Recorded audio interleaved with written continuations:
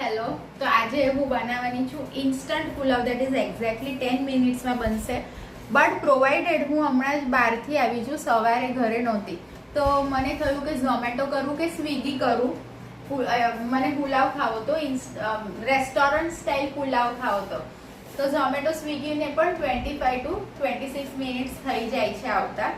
તો એના કરતાં મેં મમ્મીને બહારથી ફોન કર્યો કે રાઈસને 50% તું કૂક કરી લેજે, અને આ બધા ઇન્ગ્રીડિયન્ટ્સ છે, જેમ કે આદુ મરચાં લસણની પેસ્ટ 3 ટેબલ સ્પૂન, પછી ફણસી, મારી એક માટે જ બનાવું છું આજે આ પુલાવ.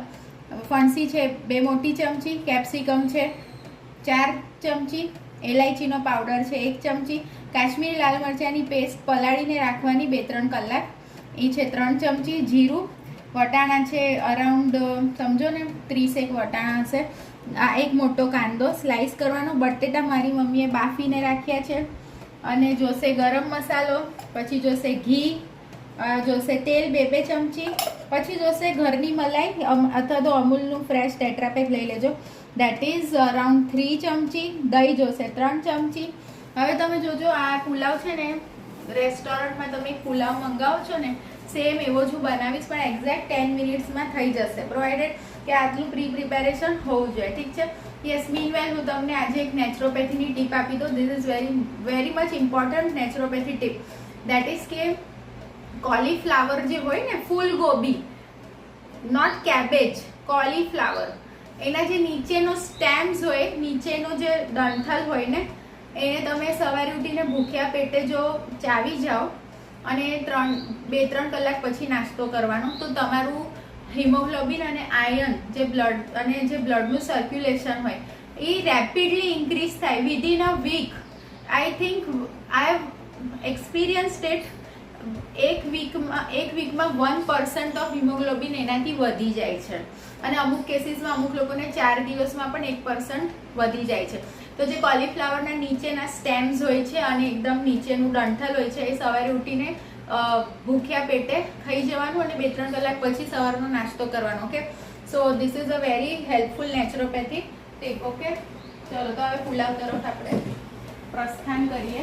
ગરમી છે તો હવે બધું ઇન્સ્ટન્ટ, હવે જેટલી બી રેસીપી, પૂરા ગરમીમાં હું ઇન્સ્ટન્ટ રેસીપીઝ જ બતાડીશ.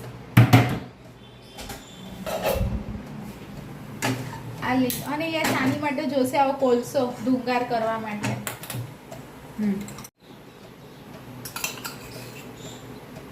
2 ચમચી ઘી લીધું, પછી જોશે 2 ચમચી તેલ,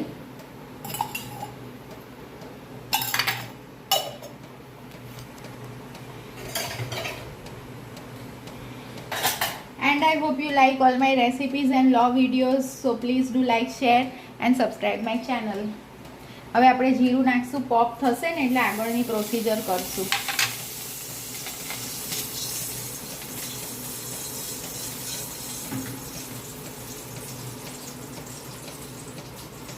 બટ યસ, જે બી હું નેચરોપેથી ટિપ્સ આપું ને, તો એ દરમિયાન તમે ડૉક્ટરની કોઈ મેડિસિન્સ છોડી નહીં દેતા. બેવ સાથે કરવાનું, નેચરોપેથી અને ડૉક્ટરની ટ્રીટમેન્ટ બેવ સાથે, પછી જ્યારે સારું થઈ જાય ત્યારે બેવ સાથે છોડી દેવાનું. ચલો, આ પોપ થઈ ગયું છે. હવે આપણે ફ્લેમ લો કરીને નાખીએ છીએ કાંદા. આ હું નોનસ્ટિક પેનમાં બનાવું છું, તમે ઘરમાં કોઈ સાદા લોયામાં પણ બનાવી શકો. બસ હમણાં 2 મિનિટમાં પિંક જેવા થશે ને એટલે બસ આ બધું ખાલી એડ કરવાનું છે, એટલે રાઈસ. અને ભાતમાં અને બિરયાનીમાં હું ક્યારે પણ છે ને ચાવલને પલાળતી નથી, બસ ડાયરેક્ટ ધોઈને એને કૂક કરું 50% જ. Same about the noodles, Chinese નૂડલ્સને પણ હું 50 to 60% જ કૂક કરું, પછી ચાઇનીઝ નૂડલ્સને 2 કલાક સુધી એમને રહેવા દઉં ઓઇલ લગાડીને, પછી એને યુઝ કરું. હમણાં આ રાઈસ 50% કૂક કર્યા પલાળ્યા વગર, એ પણ 2 કલાકથી એમને પડ્યા છે. થોડા એકદમ સૂકા થઈ જવા દેવાના, પછી યુઝ કરવાના.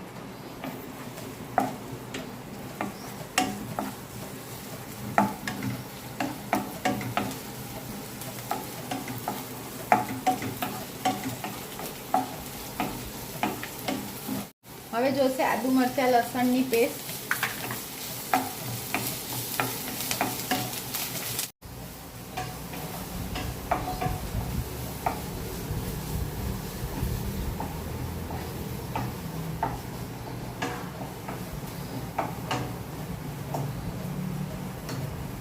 ફણસીને છે ને પારબોઇલ કરજો, ઠીક છે?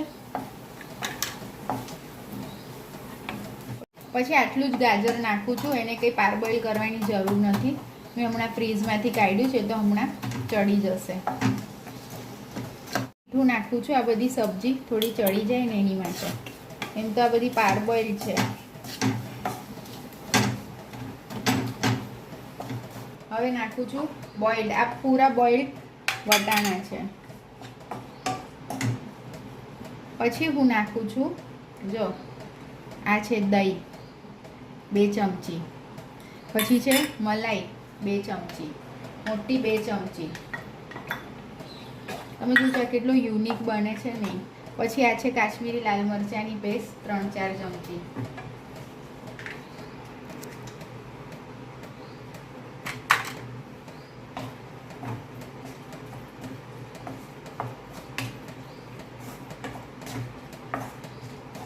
પછી હું આ બધું પ્રોપરલી મળી જાય એટલે 3 ચમચી ગરમ મસાલો નાખું છું. પછી આ પ્રોપર બધા મસાલાને છે ને આપણે અંદર હવે ચડવા દેવાના, ઠીક છે? લાસ્ટમાં નાખશું કેપ્સિકમ. આ એલાયચી પાવડર બી નાખી દઉં. લાસ્ટમાં કે નાખવાનું આપણે કેપ્સિકમ અને બોઇલ્ડ પોટેટોઝ. હવે જો આમાંથી છે ને થોડું તેલ બી આમ છૂટું પડેલું એવું દેખાય તો મીનવેલ આપણે શું કરવાનું, સામે કોલસો ગરમ કરવા મૂકી દેવાનો અહીંયા. અને એને પેવો પ્રોપર 10 મિનિટ તો ગરમ કરવો જ પડશે, ઠીક છે? તો ત્યાં સુધી હું આમાં એડ કરી દઉં છું બટેટા અને કેપ્સિકમ ને હલાવી દઉં. હવે આ લાસ્ટ સ્ટેજ છે. બસ આપણે એકવાર અત્યારે એક જ મિનિટ, આપણે એકવાર અત્યારે હલાવીએ છે ને, બસ ભાત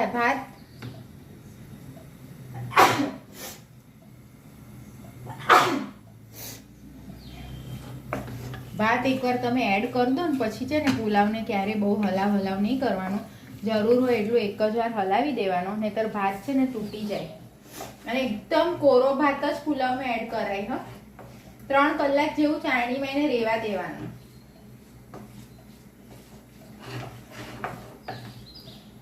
જરા ટેસ્ટ કરજો નમક. આમ તો બરાબર છે નમક. હવે આ કોલસો છે ને એને બરાબર ગરમ કરવો પડે. હવે જો છે ને હું ભાતને એડ કરી દઉં છું. એકદમ એકવાર હલાવી દઉં ત્યાં સુધી છે ને કોલસાને 10 મિનિટ જેવું થઈ જશે.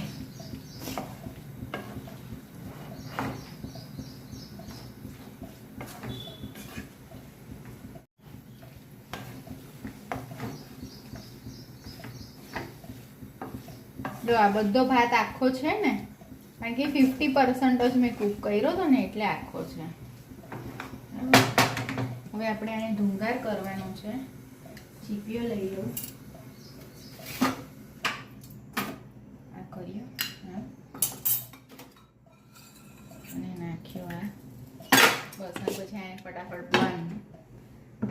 આની જે સ્મેલ અંદર બેસે ને બહુ મજા આવે છે ખાતી વખતે. 5 મિનિટ જેવું ધુંગાર આપશું આપણે. જો હવે ધુંગાર થઈ ગયો છે, આપણે લઈ લઈએ. ચલો સામે હવે સર્વિંગ ડીશમાં સર્વ કરી લઈએ. છે ને એકદમ બધો જ ભાત છૂટો છે. જો 2-3 કલાક છે ને એને થઈ ગયા પછી બહાર ચાળણીમાં શું કહેવાય પાણી નીતરવા દેવાનું, કોરો થવા દેવાનો ભાતને. થોડા એડ કરી દઉં તો જો આ થઈ ગયો મારો રેડી ઇન્સ્ટન્ટ પુલાવ. અને તમે પણ ઘરે ટ્રાય કરજો. બહુ જ ગરમી છે, હવે આપણે એટલું બધું રસોડામાં રહી નહીં શકીએ તો બધી ઇન્સ્ટન્ટ રેસિપીઝ બતાડીશું. હવે હું આને ખાઈ જોઉં કારણ કે મને બધા જ પુલાવ બિરયાની બહુ ભાવે. હું કોઈ લગ્નમાં જાઉં તો હું નાન સબ્જી ઓછી ખાઉં પણ મને બિરયાની પુલાવ એ બધું વધારે ભાવે.